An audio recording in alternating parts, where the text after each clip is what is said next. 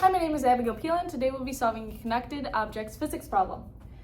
So, our problem is the sled dog drags sled A and B across the snow. The coefficient of friction between the sled and the snow is 0.08. Our question is, if the tension in rope 1 is 140 newtons, what is the tension in rope 2?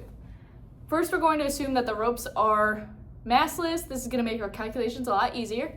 And we've got a couple equations. So, force is equal to our mass times acceleration. And we know that the friction force is going to be equal to our normal force times our mu. Our mu in this case is going to be 0.08 because this is the coefficient of the kinetic friction.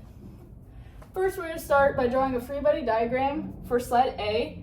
The goal of this is to find our acceleration and then plug that into an equation to solve for tension 2.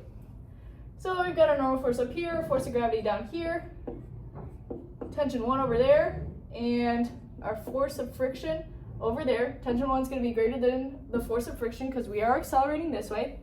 And we know that our force of gravity and our normal force are going to be equal because we are not accelerating up or down. Now our force of gravity, we can just replace that with the normal force equals mg because we know that the force of gravity is equal to mg.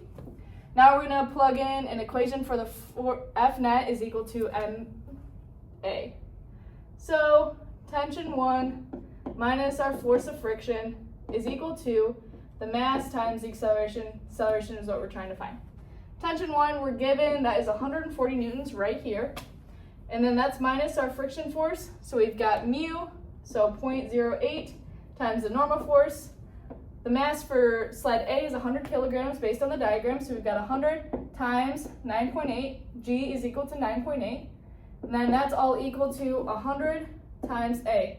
When you solve that all out, A is equal to 0.616 meters per second squared. Now that we have that, we can draw a free body diagram for sled B. So we've got our normal force, friction force, same. Those two are going to be the same again. Then we've got our tension 2 over here, force of friction right here, and our tension 1 right here. That's going to be pulling back on sled B because of the weight of sled A. All right, now we're going to set up an equation. We've got our T2 minus everything that's on this side for the x direction. That's going to be T1 plus the force of friction. And then that's all equal to the mass times the acceleration. And T2 is what we're trying to find. So we're going to keep T2 as a variable, and that's minus T1 we know is 140 newtons. And then our friction force is almost the same as above here, but a different mass. So we've got 0.08 times the mass is 80 kilograms for sled B, and then it's 9.8 for the acceleration due to gravity. That's all equal to 80 times the acceleration which we just found, 0.616. Now when you plug this all in, our tension 2 is going to be equal to 252 newtons. Now this answer makes sense because we know our tension 2 has to be greater than our tension 1.